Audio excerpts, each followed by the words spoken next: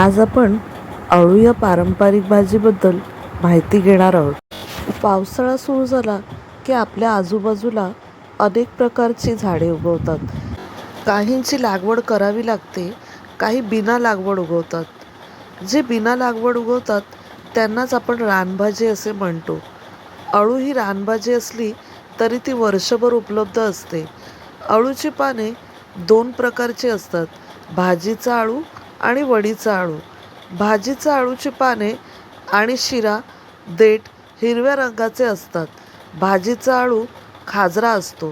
त्याची पाने मऊ आणि पातळ असतात, म्हणून त्याची भाजी बनवताना पानाची खास कमी करण्याकरता त्यात चिंच, कोकम, लिंबू वापरला जातो. वडीच्या अळूची पाने किंचित जाड असतात. त्यांच्या शिरा आणि देठ काळे असतात. पूर्ण वर्षभर उपलब्ध असलेली ही भाजी पावसाळ्यात मुबलक प्रमाणात उपलब्ध होते. वडी आणि भाजी दोन्ही बनवताना चिंच किंवा कोकम वापरली जातात. ही भाजी आरोग्याच्या दृष्टीने खूप फायदेशीर आहे. अळूमध्ये vitamin A, B, C, E, calcium, potassium, fibre, magnesium, antioxidant भरपूर प्रमाणात असतात. तर आता आपण अळूची माहिती बघितली, आता आपण याची रेसिपी बघूया. प्रकारे मी ना एकावर एक पहिले पानं लावून घेतली. ही अशी पानं जी असतात ना ती एकावर एक लावली अशी.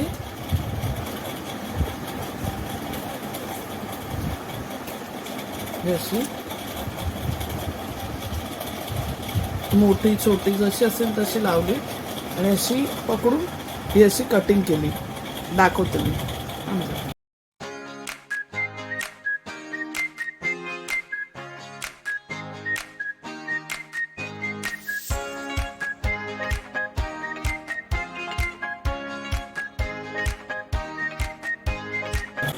असे बारीक चिरून घ्यायचे एकात एक घेऊन, म्हणजे पटापट होती. हे पूर्ण बारीक चिरली की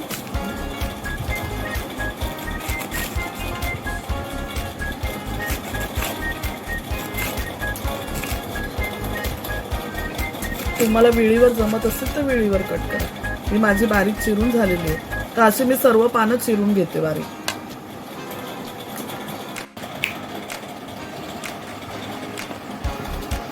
तर हे वाल मोड आलेले वाल आहेत, तर हे मी साफ करून घेते. जर तुमच्याकडे वाल नसतील तर दुसरं कडधान्य म्हणजे चणा डाळ असते ना, ती भिजवून ठेवायची, ती टाकायची. त्याची आमटी पण छान होते. थोडेसेच आहेत माझ्याकडे, जास्त नाही आहेत. मी भिजत नव्हते टाकलेले, थोडेसे विकत घेऊन आली. तर आता मी हे साफ करून घेते, याची सालं काढून घेते, अशी मोड आलेले वाल. तर आता आपल्याला कांदा भाजून घ्यायचा आहे.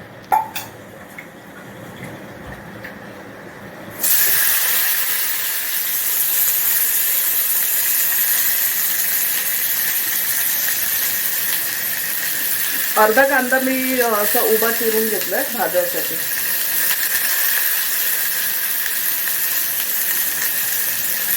आणि एवढं ओलं खोबरं घेतलं. हे ओलं खोबरं मी तुकडे करून घेतलं. हे पण मी भाजणार आहे ह्याच्यामध्ये.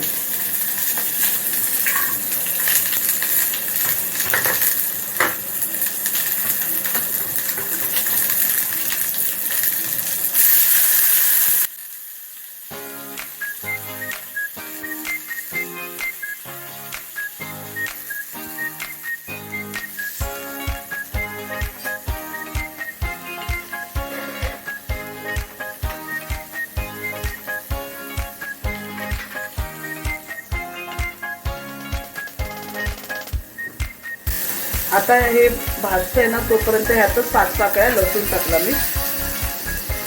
1 इंच मी आलं घेतलंय. 1 टेबलस्पून तेलामध्ये आपण हे सगळं भाजून घेतो. हे एवढं आलं घेतलंय मी. तर आता आपण वाटण वाटून घेऊया आमटीसाठी. तर मी थोडीशी कोथिंबीर घेतली, 4 छोट्या मिरच्या घेतल्यात मी.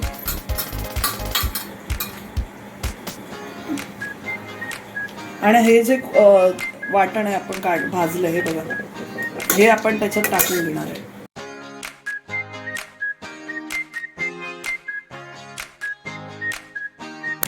2 टेबलस्पून ऑइल घेतलं. 2 टेबलस्पून ऑइल टाकून घेतले.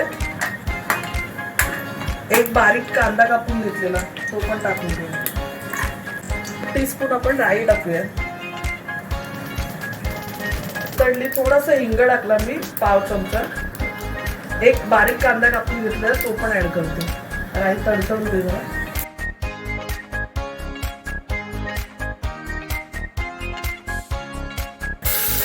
एक कांदा आपण टाकला बारीक चिरलेला.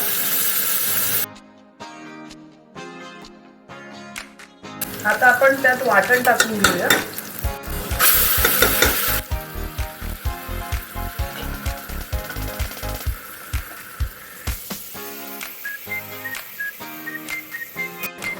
तर याच्यात मी ना अर्धा टीस्पून हळद टाकून घेतली.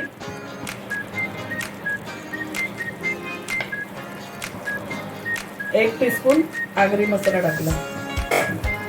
मला आपण घेतलेले सोलून ते आपण टाकून घेऊया. मसाल्यात परतून घेऊया चांगले.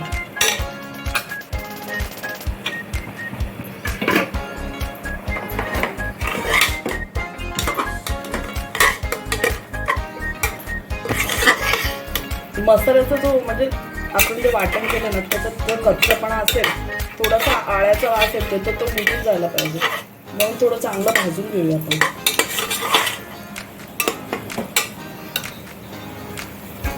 पण पाला स्वच्छ धुतला तो पण ऍड करते.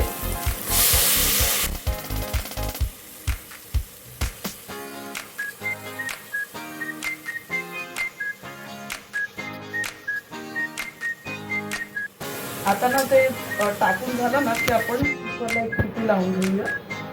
शिटी काढूया. चांगलं पिळून आलं पाहिजे. आमटी म्हणजे मिक्स झालं पाहिजे सगळं. एवढं चांगलं शिजलं पाहिजे ते. तर 2 ते 3 शिट्ट्या घेऊया. बघूया कसं काय.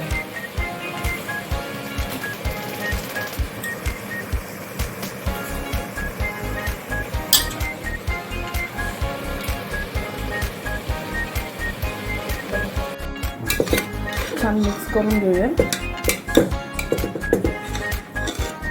आणि मीठ ऍड करूया आपण. 1 टीस्पून मीठ ऍड केलं आपण. आणि जे आपलं मगाचं वाटणाचं पाणी राहिलेलं ते ऍड करूया.